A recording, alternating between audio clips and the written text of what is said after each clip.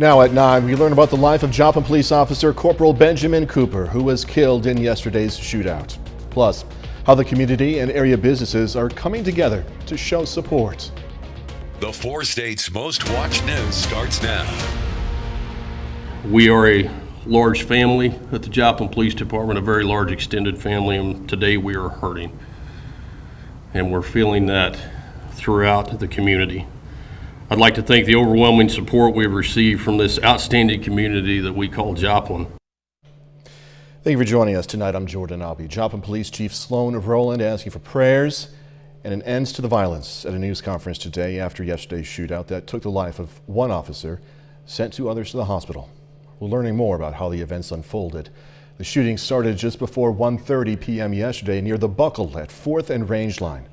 Officers responded to a reported disturbance. When they arrived, they encountered the suspect and exchanged gunfire. 2 officers were injured there. Then the suspect fled. Near 9th and Connecticut, gunfire broke out again between officers and the suspect. This is when a 3rd officer and the suspect were hit. EMS took all officers and the suspect to local hospitals. Corporal Benjamin Cooper was one of those officers. The suspect has also died. Corporal Cooper leaves behind a wife and 2 daughters. He was a veteran officer of the Joplin Police Department. Cooper started his law enforcement career in 2003, then returned to Joplin in 2013 and was promoted to corporal in 2016.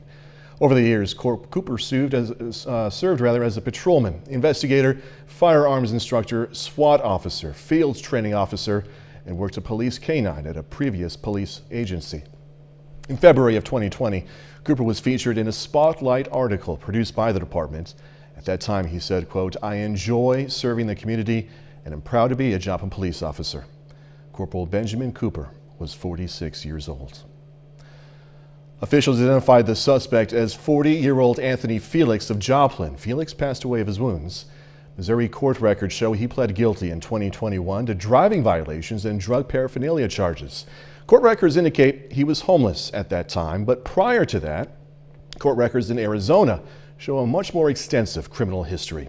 His crimes included solicitation of burglary in 2002, escape in 2003, theft in 2005, armed robbery and flight from law enforcement in 2009, and aggravated assault in 2019. During his time behind bars, he was found guilty of 23 disciplinary infractions. During a media conference today, authorities said they are withholding the names of the 2 other officers involved while they work to make contact with family members. At last report, one of the officers was in critical condition, the other serious but stable condition. If you missed this morning's media conference, you can watch it again on our website, KOAMnewsnow.com. As the Joplin community recovers from yesterday's shooting, it's also bringing people together. KON's Bronte Zaworski has more on ways local businesses are showing the police department that they care. In the past 24 hours, the community of Joplin has been voicing their thoughts in ways to help our local law enforcement, while some area businesses are offering ways to show support. We just want to do absolutely anything we can possible to help them get through this trying time. Joplin has always been a resilient town, and when the unthinkable hit Joplin on Tuesday, it didn't take long for the community to step in. We did have the massive tragedy of the Joplin tornado, and throughout everything, we always seem to come together and manage to come out on top. And I know that that may not be the same exact way with this, but I know that Joplin will always overcome. The Beaten Path Coffee Shop is offering free food and drinks to Joplin law enforcement through the month of March.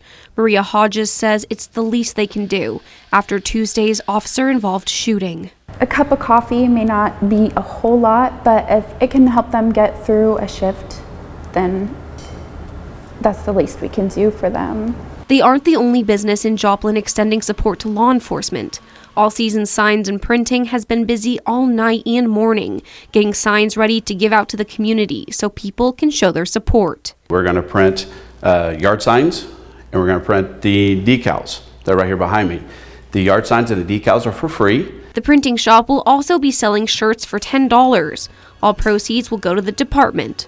On them, a clear message: lean in. When our mayor, Stanley, said, "Joplin, lean in," that really resounded with us.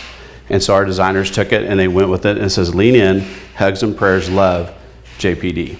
Both establishments' management say they know someone with ties to the department. This cause hits close all around. Each one of us have had some connection in some way. We do have workers that here that had family members that were involved there. We do have some special, very special people dear to us that work at the police department, and this is extended in honor of them and of our fallen as well. Through these acts of kindness, the community aims to show their appreciation and support for the Joplin Police Department. One sticker, sign, or cup of coffee at a time. Bronte Sorotsky, KOAM News. Bronte, thank you. Another area graphic design company is also showing support. Inked in Graphics in Columbus, Kansas. It's making t-shirts as part of a fundraiser. Shirts can be purchased through their Facebook page or website. It's honestly the least we can do. We can provide a service, and we have the means to, be able to print that many shirts and this many shirts and let it go to help people is something that I would imagine and I would hope, well, I guess I would like to see more people do and care and, give more back when situations like this happen. Officials say 100% of the proceeds are going to go to those affected. Another Joplin business showing support for area law enforcement. Both Starbucks locations in Joplin going to offer free hot or iced coffee or hot chocolate to all local law enforcement. Charlie Brown, manager of the Starbucks on 32nd Street, says they've always relied on Joplin officers to keep them safe. He says this is their way of showing officers just how much they're appreciated in the community. This offer is going to run through Friday. Joplin Mayor Ryan Stanley today ordered all city flags to be flown at half-staff in honor of Corporal Cooper. According to Mayor Stanley, the flags will remain this way until the interment of the fallen. A memorial for Corporal Cooper has been created outside the Joplin Police Department. Members of the community have been placing flowers and cards on a patrol car. KOM's JOPLIN Banks talks to some of the mourners. It's hard. It's hard to know that that he didn't get to come home yesterday, and that's I hugged my kids this morning, and I just felt guilty because he was a good guy. Like, he was a good dude and solid cop, and it just wasn't fair. Corporal Benjamin Cooper wasn't just an officer. He was a friend and a family man. His passing is hard on the community, other first responders, and their families. Joplin paramedic Dylan Mills is a father as well, sharing the importance of first responders to his son. It's hard. It's hard to have these conversations with your kids. For those of us that are in first responder roles, it's hard because that's an everyday possibility. It's important for them to know that there's people that do a job that is thankless and targeted by criminals and public and people that don't understand it. And it's important for those jobs to exist. He loves cops and loves lights and sirens and all that good stuff, but he understands the seriousness of it. We've talked about it before. And Alyssa Lightfoot's father is a firefighter, and her brother just entered the police academy. It worries me a lot because, this is what he's wanted to do his whole life, and just seeing that it's happened in our town just breaks my heart and makes me worry even more about him. She's also entering the arena as a criminal justice major at Missouri Southern and graduated the Citizen Police Academy.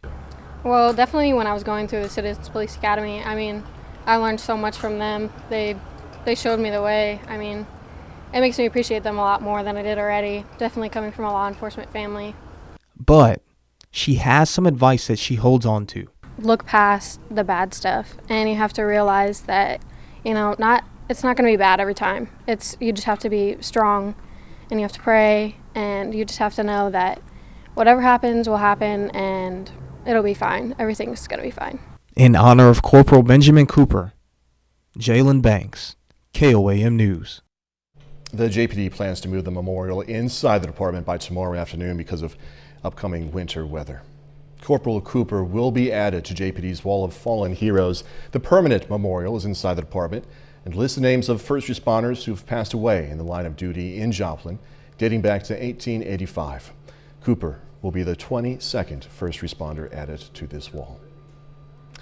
Meteorologist Doug Katie joining us now. Yeah, we got some winter weather coming our way, huh? We do. We're going to get a little bit of snow, a little bit of sleet, a little bit of freezing rain across the region. But today it actually turned out to be pretty good. 51-26 were our numbers. Clouds have been increasing. You can start to see snow increasing out across central parts of Kansas. This whole batch goes all the way back into western Kansas.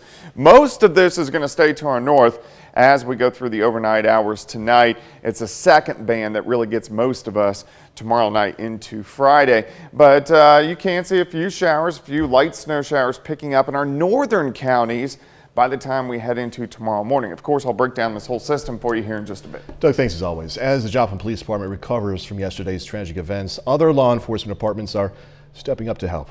Newton County Sheriff Chris Jennings says his deputies are going to help patrol Joplin for the time being. We sent photojournalist Daniel Camp to speak with Sheriff Jennings about the willingness to help. Law enforcement is a family, whether you're here in New York City or Florida or California. It's a family, and it's excruciating to ever see an officer injured or hurt.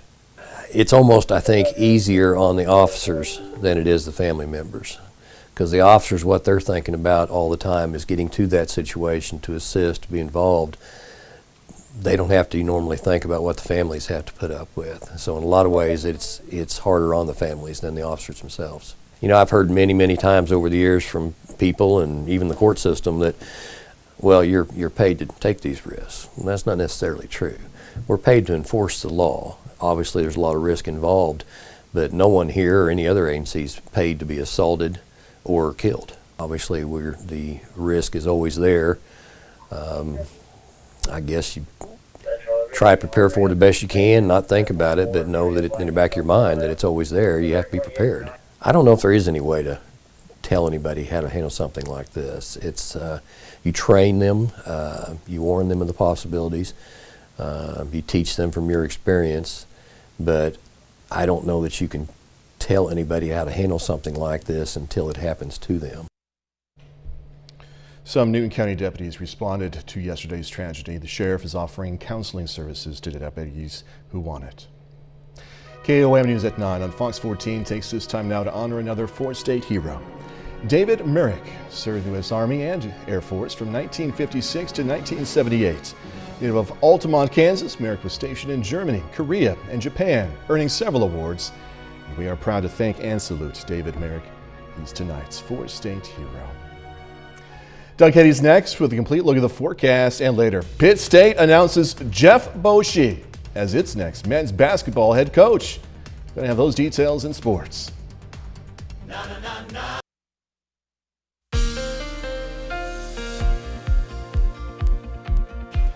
Well, it turned out to be a decent day for us today. A lot of clouds across the region, but temperatures overall pretty good as we went right around 50 during the afternoon hours, which, hey, we will definitely take. We are going to see some changes, of course, as we go through the next 48 hours. A few showers for most of us tomorrow. We are going to get some snow in our northern counties, and then freezing drizzle over to light snow. We're going to get some sleet too as we go into tomorrow night, so that sleet could keep the amounts down just a little bit. Light snow on Friday, and of course you can always get my long-range forecast on my month-long blog. That is KOAMnewsnow.com. All right, upper 30s northern counties. We have lower 40s in our southern counties, but everybody's going to be dropping off for us tonight. Looks good. 7th and rangeline 39. Northerly winds at about 5 to 10. Humidity is at 73%. Clouds have been increasing. You can see snow increasing back out across central Kansas, heaviest right along the Kansas-Nebraska state line, and then really building back across western Kansas. Majority of this will stay to our north, but the southern edge is going to clip our northern counties late tonight and into tomorrow morning. Let's go ahead and break it down for you. Let's go through time. We'll move all the way into tomorrow morning. Here's 5:30 in the morning. You can see Yates Center, Iola, Fort Scott, Nevada. You're right on that south edge of some snow, and it does start to clip in by mid-morning. It may get as far south as Pittsburgh to Lamar. I don't really anticipate accumulations Pittsburgh over to Lamar, but Nevada, El Dorado Springs, Stockton, Fort Scott, Iola, Chanute, Yates Center, especially just north of Chanute. those are going to be the areas that pick up some accumulations tomorrow morning, maybe a quick 1 to 2 inches of snow. Everybody else, you can see some light showers. Look at Joplin. We surged near 50. We're near freezing in our northern counties. So the warm air surges north, and then it stops, turns around and dips back toward the south, and then we start to drop off. Here's 5 p.m. Still some light snow showers in our northern counties, but the bulk of the action really starts to get going tomorrow evening, tomorrow night. Here's 9:30. You can see some pink on the leading edge. So there is going to be a line of sleet on that south line, and then it switches all over to snow after midnight tomorrow night.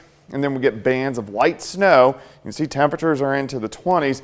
So roads by Friday morning, they're going to be slick through the morning hours, and then this band of snow will start to rotate out by the time we head into Friday afternoon. All right, snowfall amounts, I'm thinking in general 2 to 4, maybe closer 4 to 5 in our northern counties, but in general 2 to 4 inches of snow, and this will be done by mid-afternoon on Friday. 50 tomorrow, but dropping. 29 on Friday, down to 7 by Saturday morning. Saturday, we get to do some serious melting, 31, and then back into the 50s by Sunday. We're going to spring forward and leave the snow in the background. Just forget about it. That's the plan. That's the plan. We'll see you in a little bit, Doug. Thank you so much. Coming up, preparing for things to get even worse. Gas prices continue climbing while the Biden administration looks for a solution. I'm William LaJeunesse in Los Angeles. Details coming up. The Biden administration looking overseas to increase oil production, this after banning Russian oil imports. Republicans say there's more than enough oil right here to make up the difference in this country. Fox News national correspondent William LaJeunesse has more. Gas prices jumping 8 cents overnight to another all-time high of $4.25 a gallon. Oil analysts now expecting Americans to pay as much as $2,000 more on gasoline this year. It's just going up, and it's going to keep going up. As for the cause, well, President Biden has blamed Vladimir Putin's invasion of Ukraine, while the president's critics are blaming his policies, such as canceling the Keystone XL pipeline. Russia's buildup of troops, President Putin's decision to do that very early this year, led to a lot of the instability and volatility in the oil markets. After banning Russia oil imports, the Biden administration now looking elsewhere to increase production. But they're also facing some pushback. According to the Wall Street Journal, both Saudi Arabia and the United Arab Emirates declined the president's calls. While the White House disputes that, Republicans and some Democrats are urging him to ramp up domestic production to increase supply and stabilize prices. It won't happen overnight, but we need to do it, and we need to do it now. And we need to always remember the importance of being energy independent. State and local leaders are looking for other ways to ease the burden on consumers. Governor Gavin Newsom is proposing a gas tax rebate for Californians who own a car. One thing we cannot do is repeat the mistakes of the past, drilling even more oil, which only leads to even more extreme weather, more extreme drought, and more wildfire. According to Gas Buddy, the nationwide average for a gallon of gas could eventually hit about $4.50. In Los Angeles, William LaJeunesse, Fox News. Still ahead, Ukraine officials say it's just one more war crime against Russia. Authorities say a children's hospital is among the latest targets of a Russian attack in Ukraine. I'm Lauren Blanchard in Poland. I'll have the latest coming up. Now, despite Russia's claim it's not targeting civilians during its invasion of Ukraine, Ukrainian authorities say more and more innocent people are being killed during the fighting. The latest target was a children's hospital in a city currently under siege by Russian forces. This, as officials warn of an entirely new kind of danger posed by the invasion. Fox News correspondent Lauren Blanchard has the latest. a new kind of safety concern in Ukraine after authorities report the now decommissioned Chernobyl nuclear plant has gone offline. Russian troops have occupied the plant since last week, the site of a 1986 meltdown that became the largest nuclear disaster in history. Emergency generators are supplying backup power. Ukraine says a total loss of power would mean radiation leaks, while Russia claims the plant does not pose a danger. There are no risks for civilians living in neighboring areas. Meanwhile, Russian forces continue continue their barrage of attacks on Ukrainian cities. The latest target, this children's hospital and maternity ward in Mariupol. Once colorful walls now torn apart and windows blown out. Ukraine's president writing that there were, quote, children under the wreckage. This happening even as new ceasefires were agreed upon Wednesday morning to allow civilians to escape. Previous agreements have been derailed by attacks, with Ukraine and Russia blaming each other for breaching the peace. The humanitarian crisis is growing increasingly dire, with Ukrainians not only living in bomb shelters, but largely cut off from access to essentials like food, water, and heat. More than 2 million have fled Ukraine since the fighting began, half of them children. Small children in your lap, crying, yelling, they want to eat, they want to drink immediately. They don't understand the situation. Most fleeing the violence have come here to Poland, the United Nations calling it the fastest growing refugee crisis in Europe since World War II. In Poland, Lauren Blanchard, Fox News. All right, next. A visit to the Netherlands. Look at that. For one man's artistic creation powered by wind. In America, Look at that. A Dutch artist is in the business of creating new life, harnessing the power of wind and only winds to move his creations. A large sculpture walks across the beach in the Netherlands. The creation is one of Theo Jansen's strand beasts, as he calls it, putting together using a cheap and readily available tube material. Look at the legs. Jansen studied physics and has been perfecting his beasts for about 3 decades now. He uses the power of the wind to propel his creations, hoping the magnificent and mind-boggling inventions will remind people just how mysterious and wonderful life is. All right, it's March, right? But one site already has predictions for the most popular baby names of the year. Names.org analyzed data from the Social Security Administration and U.S. Census Bureau to come up with its top picks for baby names this year. For the boys, .org predicts Liam is going to be the most popular name. Following close behind are Noah, Oliver, Elijah, and William. For the girls, Olivia is forecast to come out on top, with Emma taking the second spot, followed by Charlotte, Amelia, and Sophia. Names.org says it's been 95% accurate with its baby name predictions over the past 3 years. So now that this list, Dow and I were talking about this earlier, now that this list has been released, you're going to soon have kindergarten classes full of Amelias, right? It's a beautiful name, though, Amelia. 30 more minutes, news, weather, and sports coming away. You're going to learn about a new directive in the government promising faster health care for veterans. Promotional. First person to receive a genetically modified pig heart in a transplant has died. Doctors at the University of Maryland Medical Center announced the death of 57-year-old David Bennett Sr. 2 months after his groundbreaking experiment. Maryland Hospital says Bennett's condition started deteriorating several days earlier, but did not give an exact cause of death. It's unclear whether his body had rejected the experimental pig's heart. Bennett's son praised the hospital for offering the last-ditch groundbreaking operation, stating that his family hopes his father's experiment is going to help further efforts to end the organ shortage. Well, according to military officials, linking a veteran's previous exposure to toxic chemicals while in the service to any current health problem is a complicated process. But as Fox News' Gary Baumgarten learns, President Biden is promising faster and broader action to help former servicemen and women get the medical treatments they deserve.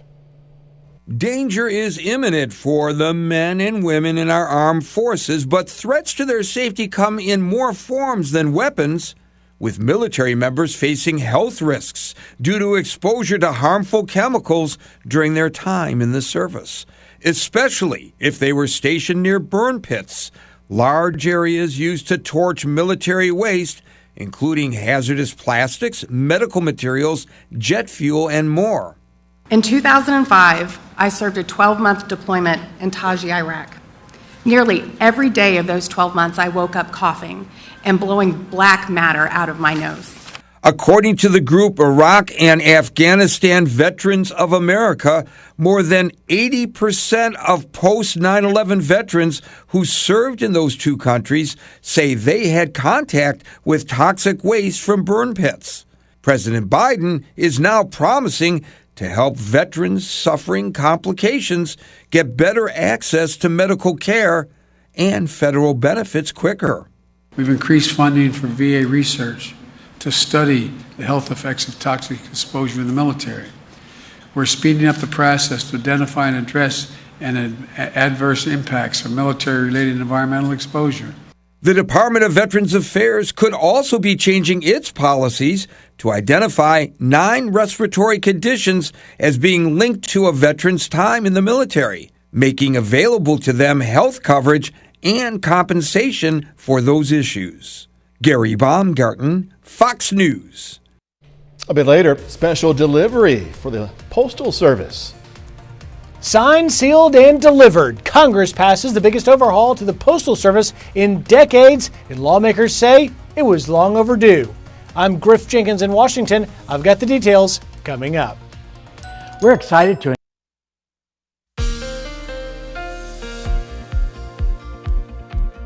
Well, it definitely turned out to be a nice day for us today, but changes are rolling in, actually starting later on tonight for some of us. Most of us, we have almost 30 counties that we cover, so there's a wide range of weather which is going to happen over about the next, 48 hours. But most of us, a few showers tomorrow, freezing drizzle over to light snow tomorrow night, light snow on Friday. You can always get my long-range forecast on my month-long blog, KOAMnewsnow.com. All right, upper 30s to lower 40s across the region. 7th and Rangeline, we look okay at this point in time, but we have seen the clouds really increasing over the past couple hours, and you can see snow up there in the corner of your screen, snow picking up across central, western parts of Kansas, even some moderate snow where you see the darker blues, but most of this is going to track east. Topeka, Lawrence, Kansas City, but you can see the southern extent, and if you drive it just due east, it will clip our northern counties later on tonight into tomorrow morning. So let's go through time. We're going to go all the way to tomorrow morning. Heaviest snow stays to our north, but you can see that southern line kind of flirting with the Yates Center and Iola and Fort Scott, Nevada, El Dorado Springs. There are going to be some patches farther south, which will give most of us just kind of showers, but this batch of snow tries to dip a little farther south as we go through mid-morning. So Yates Center, Iola, Chanute, you'll get some light snow. Fort Scott, Nevada, El Dorado Springs, Stockton will all get some light snow mid-morning. Everybody else just mainly cloudy skies and a few showers. This batch of snow kind of lifts back toward the north. Still has some showers, some drizzle out there. Temperatures just a wide range. So day planner for the Joplin Metro, 32 to start, pushing 50 by noon. Then we start dropping during the afternoon. But if you look in our northern counties, we are going to be sticking into the 30s. And my clicker is sticking, or my system locked up. Let's take a look. Let's see which one it did. So let's try. Nope. Yeah, it fully locked up. So snow is going to start to pick up for us by the time we head into tomorrow evening. It may start as a little bit of sleet, and then we'll have a batch of snow tomorrow night into Friday morning. And then most of this should be out of here by mid-afternoon on Friday. Total accumulations, we are going to go 2 to 4. Okay. I think most people will get 2. There's going to be some areas that get 4. And then we'll get rid of it over the weekend. Like you said, the roads are going to be bad Friday. Yeah, they're going to be slick, so be careful if you're going to be out there. Okay, thank you. Yep, appreciate it. All right, coming up in sports, 4 local high school teams hitting the floor in the first round of Kansas State basketball championships, plus a pair of Southwest Missouri kids. Come up big today for Missouri Southern baseball. Jay Blenner has that and more next.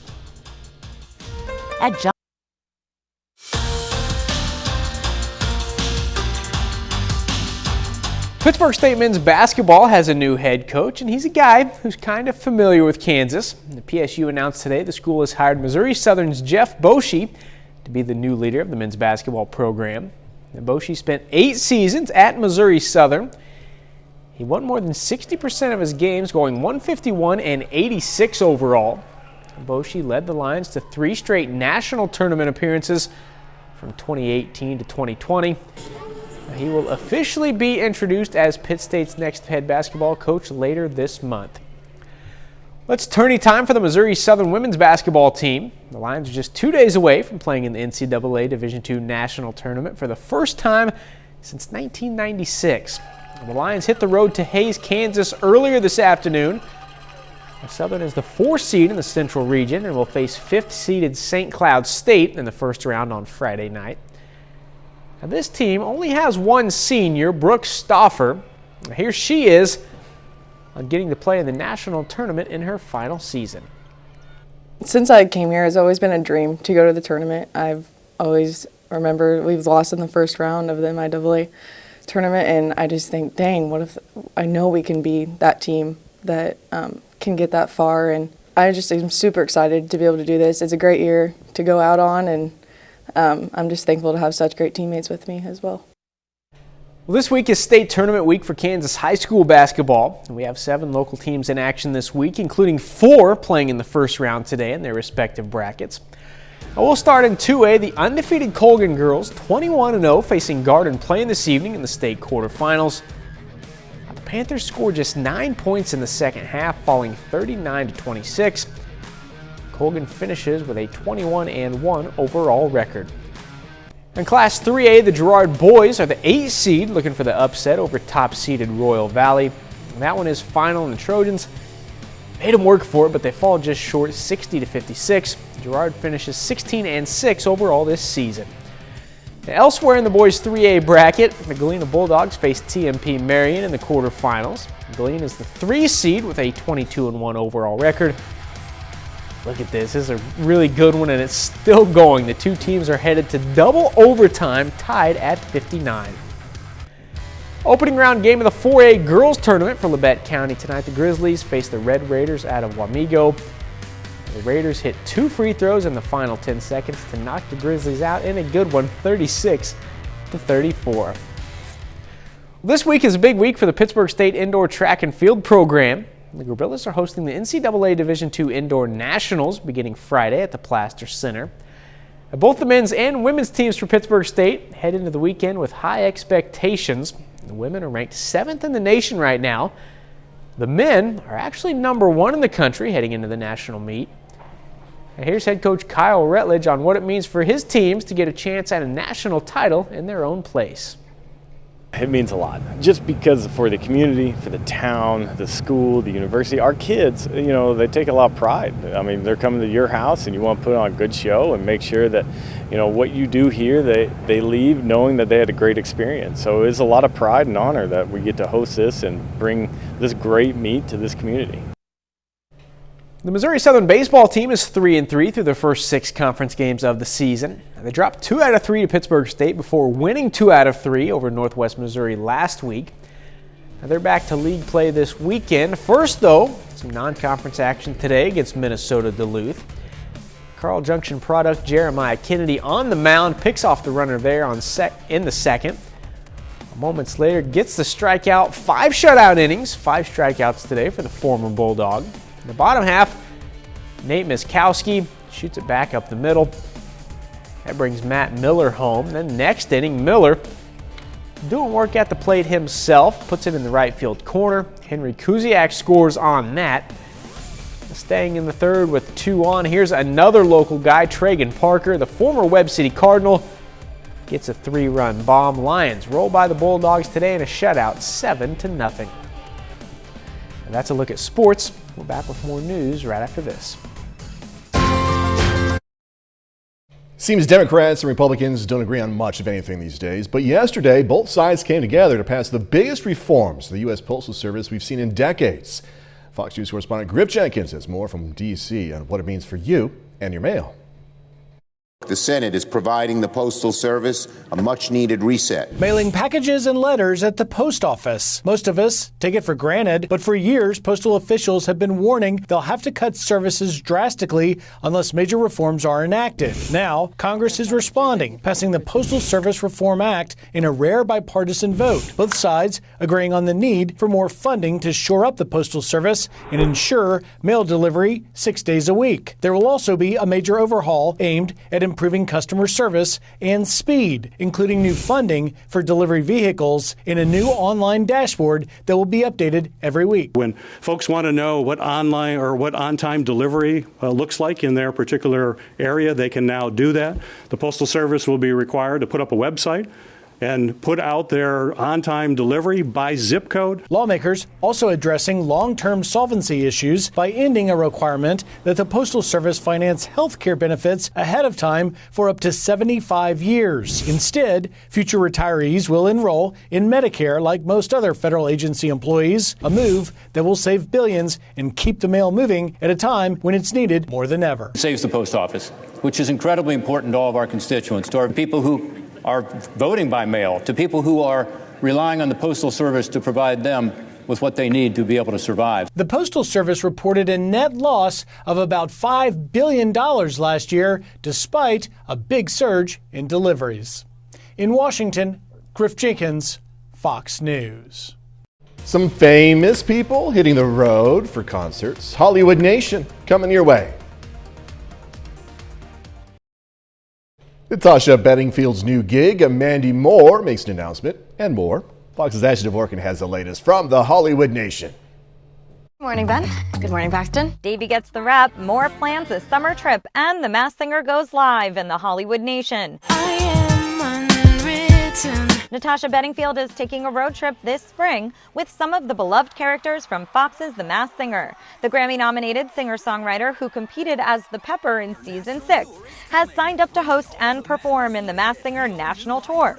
Queen of Hearts, Taco, Alien, and Robot are among the fan favorites from past seasons joining the 50-city concert, kicking off May 28th. The 7th season of the hit reality competition series premieres Wednesday night on Fox. Mandy Moore is also hitting the road. The This Is Us star announced she's releasing her new album In Real Life on May 13th and will head out on a North American tour starting June 10th. The tour marks Moore's first in over a decade. So you're saying I should just have 2 boyfriends? And Davey's high school story is coming to an end. Netflix has renewed Mindy Kaling's coming-of-age comedy Never Have I Ever for a 4th and final season. The news comes ahead of the show's upcoming 3rd season, which will premiere this summer. In Hollywood, Ashley Dvorkin, Fox News. And that's our time for tonight. Thanks for joining us. Going to leave you with another look at the Joplin Police Department. Be safe. Do this all again tomorrow. See you then.